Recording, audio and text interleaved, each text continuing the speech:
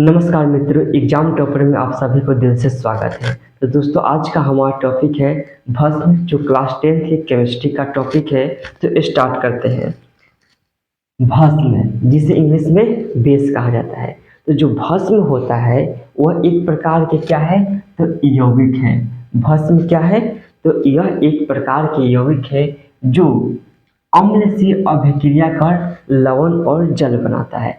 भस्म जो होता है वह एक प्रकार के यौगिक यानी कंपाउंड्स होता है जो अम्ल से अभिक्रिया करके क्या बनाता है, तो लवण और जल का निर्माण करता है।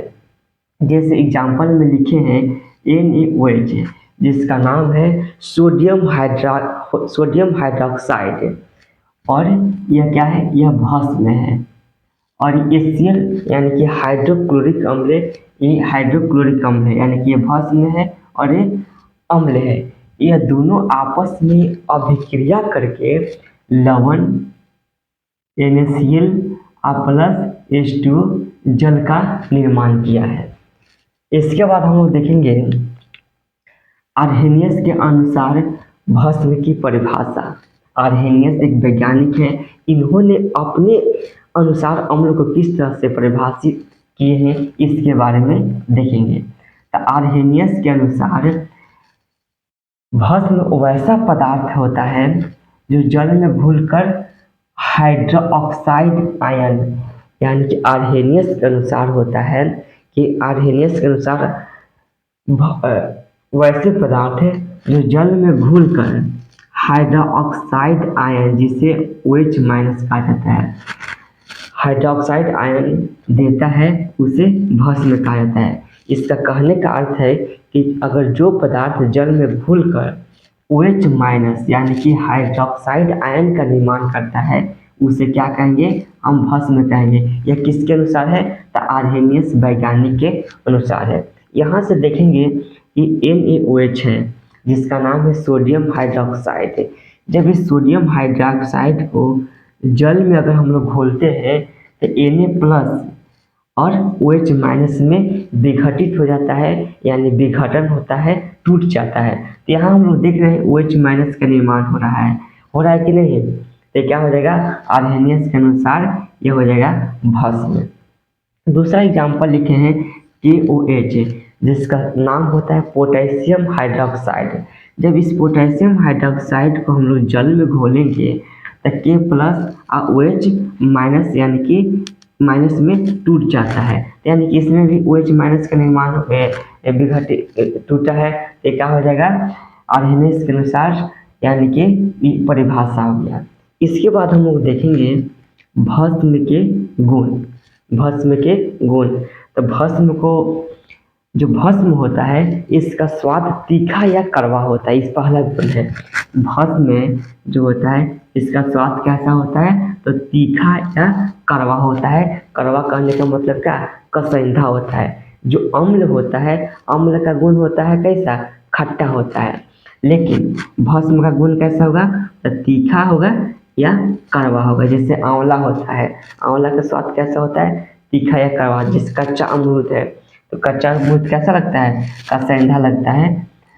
दूसरा इसका गुण है, यह लाल लिटमस पत्र को नीला कर देता है। यह लाल लिटमस पत्र का क्या करता है, नीला कर देता है। यानी कि अम्ल का गुण क्या होता है, अम्ल नीले लिटमस पत्र को लाल कर देता है, लेकिन उसका उल्टा क्या है, भस्म है। भस्म क्या करता है, लाल लिटमस पत्र को नीला कर देता है। इसका तीसरा गुण है, यह अम्ल को उदासीन कर देता है, यानी कि उसका जो पावर होता है उसको क्या करता है, जीरो कर देता है। यह अम्ल को क्या करता है, उदासीन कर देता है। यह जल में घुल कर क्या देगा, OH माइनस यानी कि हाइड्रोक्साइड आयन देगा। यह जल में घुलकर यानी कि भस्म जल में घुलकर क्या देता है, OH माइनस आयन देता है। इसके बाद हम लोग पांचवा देखेंगे।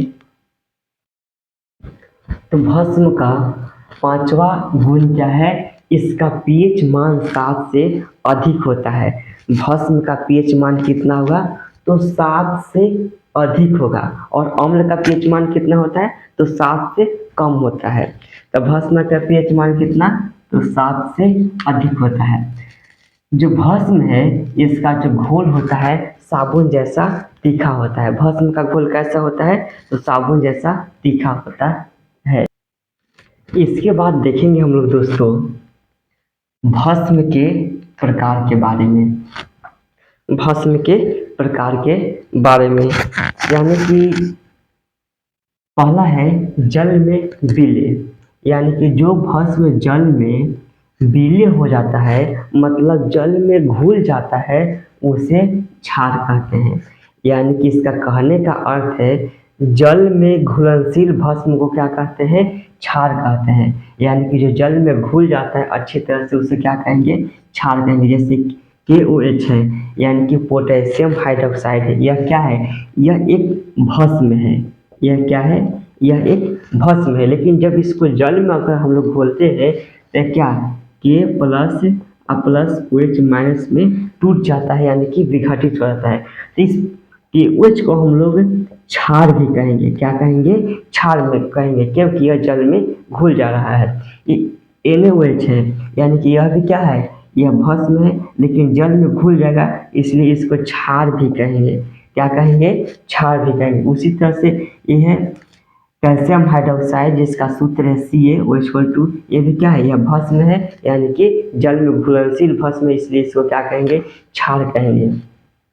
दूसरा है जल में अविलय भस्म, यानी कि जल में अघुलनशील भस्म, यानी कि जो जल में नहीं घुलने वाला भस्म है वह क्या करता है? अम्ल के साथ अभिक्रिया करके लवण और जल बनाता है। यानी कि जो भस्म जल में नहीं घुलता है वह अम्ल के साथ अभिक्रिया करके क्या बनाएगा? तो लवण और जल का निर्माण करता है। तो दोस्तों आज भर इतना ही। इसके बाद हम लोग अगले क्लास में पढ़ेंगे।